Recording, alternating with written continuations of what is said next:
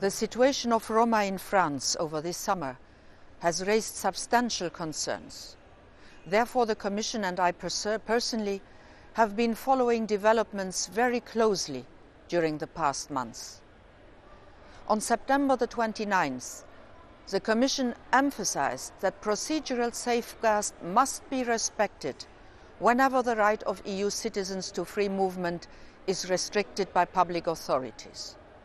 The Commission believes that procedural safeguards, as they are included in the EU's Free Movement Directive, serve to protect EU citizens against arbitrary, discriminatory or disproportionate decisions.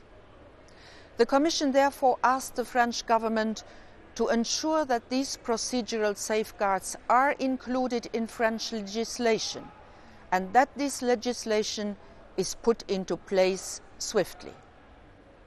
We formally requested France to reply to our concerns by the 15th of October. In parallel, we prepared a letter of formal notice to be sent to France in case of a non-satisfactory response. I'm glad to say today that France has responded positively, constructively, and in time to the Commission's request. Last Friday, the French authorities submitted detailed documentation to the Commission. This documentation includes draft legislative measures and a credible calendar for putting the procedural safeguards required under the EU's Free Movement Directive into French legislation by early 2011. France has thus done what the Commission has asked for. This is proof of the good functioning of the European Union as a community governed by the rule of law. Following the official commitments made by France last Friday, the European Commission will now, for the time being, not pursue the infringement proceeding against France decided by the College of Commissioners on the 29th of September. The European Commission will nevertheless closely watch over the full implementation of the commitments made by France in the interests of EU law and EU citizens. The Commission also stands ready to assist the French authorities in ensuring that the new legislation is put in place swiftly and in full compliance with EU law.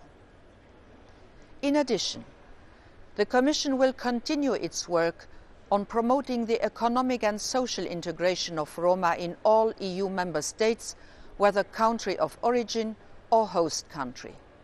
We need to go to the root of the problem and encourage stronger national efforts in providing access to housing, education, health and the labour market, and in eradicating poverty. In the context of the work of the Roma Task Force, established by the Commission in September, we will examine how EU funds can help to further strengthen national measures for Roma integration. On this basis, the Commission will present an EU framework for national Roma strategies next April. It is now for all policymakers, national as well as European, to show that the commitment to this largest European minority is not just a one-off matter, but that we now move to action and results on the basis of our European values and the fundamental right of non-discrimination.